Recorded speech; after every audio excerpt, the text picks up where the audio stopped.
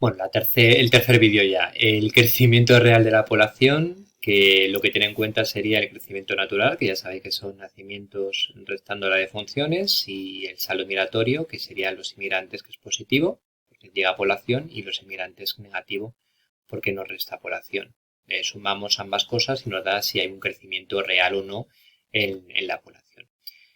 Aquí tenemos las diferentes etapas, pero lo vemos por el gráfico. Nos faltaría la barra, como veis aquí, del 2020, en la cual tendríamos una población parecida a la del 2010, 47,1. O sea que lo único que vemos es que veis todo que va desde 1857, que aparecen los primeros censos.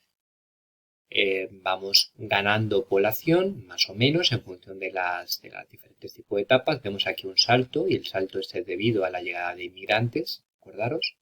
Vemos aquí la primera vez que tenemos una barra de entrante, que tenemos menos población después de 5 años que la anterior, y eso es debido a la paralización de llegada de inmigrantes, la salida de algunos de ellos, incluso la inmigración española. Y en el 2020 lo que veríamos es un pequeño repunte con una población parecida a la del 2010. En cuanto a momentos importantes que vemos más o menos crecimiento, quizá vemos aquí que aparece una mayor diferencia, ¿no?, del 50 al 60 y del 60 al 70, y eso es fruto de ese baby boom, como vemos aquí, que va haciendo poquito a poco ese aumento de población. Aquí vemos ya menos diferencia porque la natalidad es baja y no había inmigración, y luego como poco a poco la llegada de inmigración va haciendo esa subida. Vale, aquí de estos mapas, acordado, lo que nos interesa sobre todo es comparar el siglo XXI, que es básicamente las provincias que ganaban población por la cercanía con Madrid o con Barcelona, como las tenemos por aquí, y todas las provincias de Levante y las islas, evidentemente, son las que ganan población. Vemos como las zonas andaluzas interiores y la zona de meseta, que no están cerca de Madrid, son o pierden población o no tienen prácticamente nada de población, al igual que la cornisa cantábrica, la zona norte. Y vemos como en época de crisis pierden población aquellas que ganaron población en la etapa anterior, ¿veis? Y eso es debido a que son zonas que ganaron población por llegada de inmigración y el estar cerca de una provincia importante, pero con la crisis se pierde ese tipo de población. Lo tenéis explicado aquí, con lo cual es echarle un vistazo al menos. Si seguimos avanzando, vemos la estructura de la población española. Esas ya son cosas que nos interesan de cara a la pirámide, más que para el tema en sí. La tasa de masculinidad y feminidad.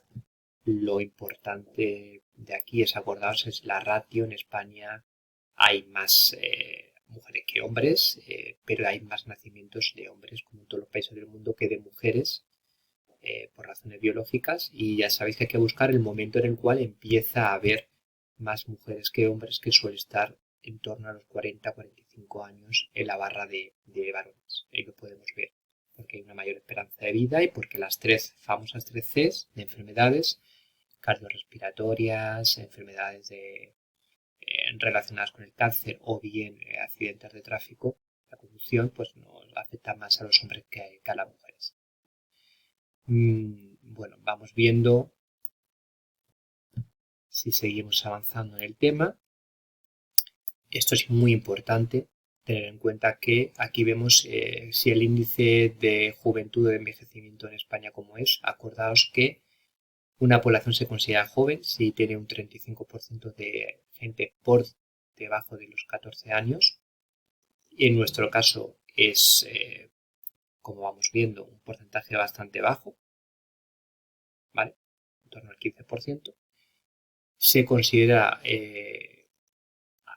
anciano que siga a superar el 12%, que en nuestro caso es el 18% en 2015, actualmente es en torno al 20%, con lo cual España se considera que tiene una pirámide envejecida y va a ser el país que va a tener mayor número de ancianos del mundo por detrás de Japón. Las causas del envejecimiento son importantes para luego el tema de pirámides, como veis aquí, que es el aumento de la esperanza de vida, fundamentalmente los ancianos. Emigración en épocas pasadas no se ha compensado con la inmigración en la actualidad, porque ese repunte luego se perdió por la crisis. Fundamentalmente es hacer eso.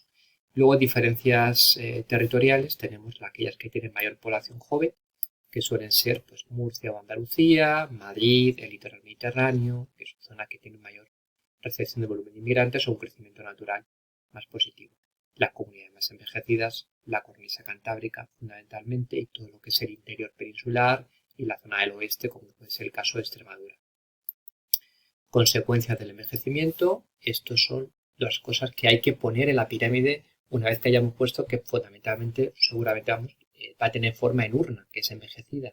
Consecuencias demográficas, pues evidentemente desciende la natalidad, aumenta la mortalidad, económica, se reduce la población activa, con lo cual aumenta el gasto en pensiones, aumenta el gasto sanitario, en social, dependencia de ancianos, evidentemente, que es una carga para las familias. Soluciones que se pueden poner, que tenéis que plantearos también soluciones en la pirámide, pues las tenéis aquí. Retrasar la edad de la jubilación, para las prejubilaciones, reforma en el tema de las pensiones, racionalización del gasto sanitario o bien fomentar el envejecimiento activo, que sería bueno, pues compaginar trabajar con dejar de trabajar, con el tema del paro, es decir, trabajar una serie de horas. La estructura económica sería la otra parte del tema. Esto es importante y nos aparecen algunos gráficos que hay que tener en cuenta. Primero, conceptos como qué es población activa, tenerlo en cuenta. Pues aquí es a partir de población activa a partir de 16 años, en edad de trabajar, que están trabajando, están buscando trabajo de forma activa, es decir, que se han apuntado al paro. Población activa es aquellos que no están realizando ningún trabajo remunerado ni tampoco está disponible para ello. Pensionistas o estudiantes estarían dentro de aquí. Les tenemos las tasas. Importante es la tasa de actividad. Pues sería el porcentaje de activos de una población. Como veis aquí, la población activa, por cien, tener en cuenta tanto ocupados como parados en ese momento. Y tasa de paro, pues aquellos que evidentemente están en población activa pero desocupada, que está buscando de forma activa empleo, y luego la tasa de dependencia son aquella población que no es población activa, por lo tanto no está buscando empleo o no está de edad de trabajar, menor de 16, por encima de 65, o población que directamente que es totalmente dependiente. Dentro de la tasa de actividad tenemos la evolución en la primera etapa del siglo XX hasta el 85 y del 85 hasta el 2008. Tenemos ahí lo que es la EPA, la encuesta de población activa, que os dije la nueva definición y cómo se tiene en cuenta. Acordaos que es una encuesta que se hace cada 3 meses, con lo cual tenemos 4 al año, y os doy los datos actuales. Este gráfico es importante. La evolución de la tasa de actividad en España, donde veis que siempre el caso de las mujeres ha sido inferior, momento en el cual empieza a aumentar su tasa de actividad tras pasar la fase de la dictadura, en democracia van aumentando.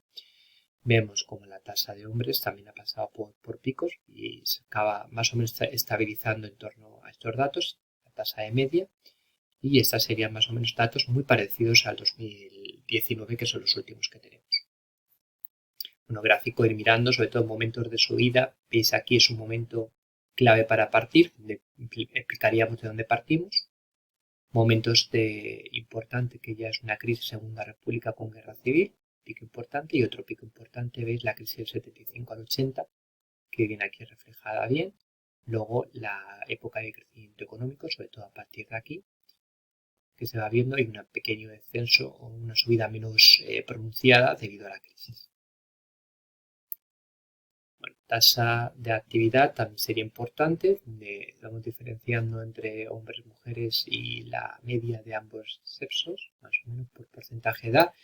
Vemos que en función de sexo y edad, pues el tramo de mayor tasa de actividad en el caso de los hombres en porcentaje es mayor de 35 a 39, en el caso de las mujeres es de 30 a 34, y acordad que no coincidía con la edad de tener el primer hijo y con la edad de matrimonio, y a partir de entonces la tasa de actividad femenina va bajando un poco. Vale, eso lo tenemos explicado por aquí, y en función del territorio, las zonas que tienen mayor tasa de actividad, pues coincide con Madrid, coincide con, por ejemplo, Baleares, Cataluña, etc. Tasa de paro, importante, muy importante también en gráfico y en tabla estadística, que ya lo estuvimos viendo. Aquí tienes explicadas las fases y lo estuvimos viendo sobre todo muy bien, tanto en este gráfico como en esta tabla estadística, donde vamos viendo que en cuanto al total, la tasa de paro en España es muy bajo.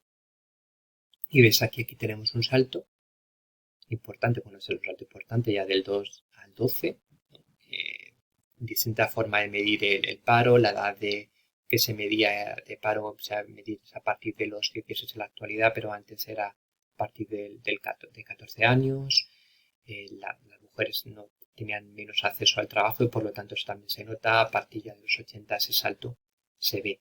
Aquí veamos con la crisis de reconversión industrial del 75 al 80, que lo vamos viendo, que se agrega del 75 al 85, así que vemos cómo pasamos prácticamente de un 4 o 5% que sería en torno a los 70 hasta el 85 un 21%. Es aumento debido a la crisis de reconversión industrial, que veis que afecta mucho el tema de hombres.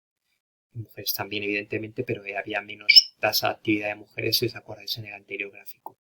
Si vamos viendo, hay una recuperación, años 90, otra vez mediados de los 90 vuelve otra vez otra crisis que se recupera con la incorporación.